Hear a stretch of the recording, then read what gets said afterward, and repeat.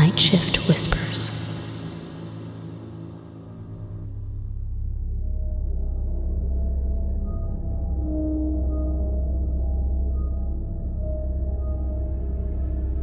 That morning, as I woke up from my slumber, another part of me urged me to go back to sleep. I truly wanted to skip work. A stack of unfinished tasks from yesterday, plus the ones I would receive today, waited to overwhelm me, and I had no idea until what time in the evening. Just yesterday, I had arrived home at 11:15 p.m. My body still craved more rest, and I couldn't bear the thought of subjecting myself to the same stress and fatigue. Unfortunately, I had no choice. Oh well, tomorrow was Saturday, and I could make up for my fatigue with a full day of sleep. With a sense of weariness and pessimism, I reluctantly headed to my workplace, which was situated at the border of the neighboring city.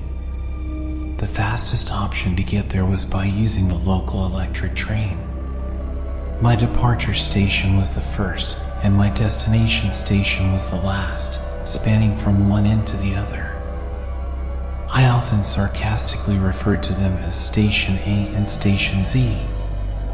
It took a total of 2 hours, meaning I wasted 4 hours of my day every Monday through Friday riding the train tracks. From my home to the station, I had to cycle for about 10 minutes. That morning, even before reaching the station, various minor incidents occurred, causing me to miss the train. For instance, accidentally colliding with someone who was sipping coffee, resulting in my pants and shoes getting drenched in coffee, a flat tire on my bike, and several other minor mishaps that seemed like trivial coincidences but significantly contributed to my lateness. As a result, I had to wait for the next train and arrived at work late. I was scolded by my boss, to say the least. What a complete package of misfortune. As I had expected, I would likely work overtime, especially since I arrived late in the morning. It was 10:25 p.m. when I finally left the office. In reality, the distance from my office to the station only required a 15-minute walk.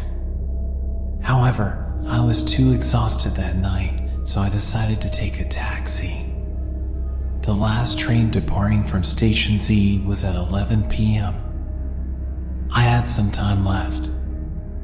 I waited on the station platform bench while playing games on my phone.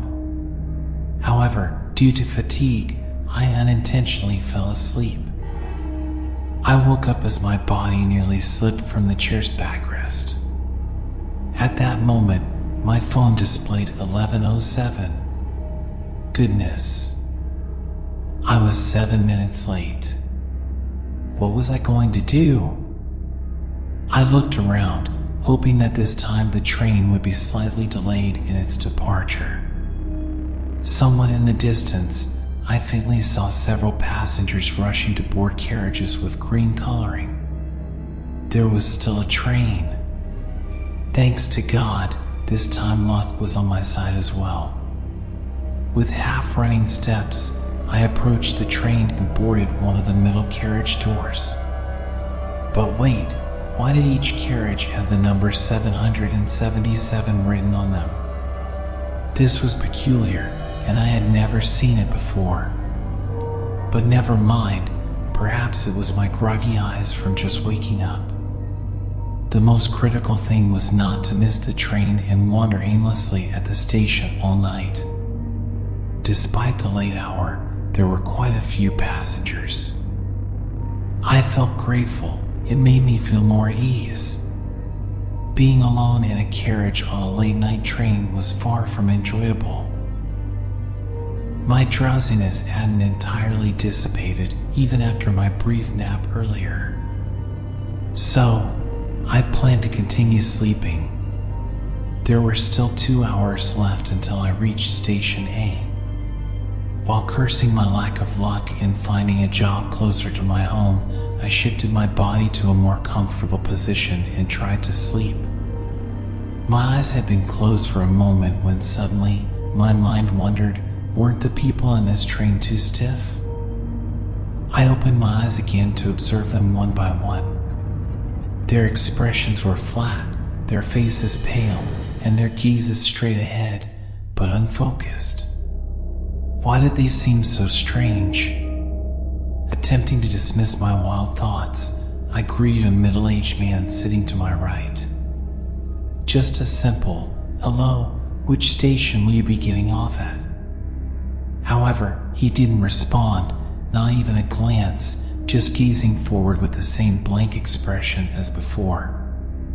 Well, maybe he was just too tired and didn't want to be bothered. Not ready to give up on my odd thoughts that were beginning to dance in my mind, I turned to the girl sitting to my left instead. I was sure her reaction would be different.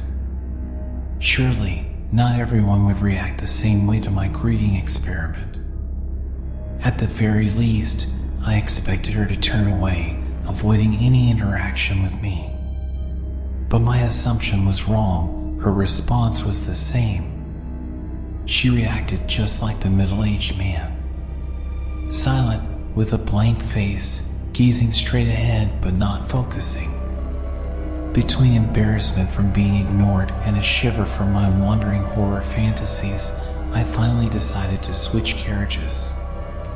Strangely, the next carriage was the same, filled with people behaving like zombies.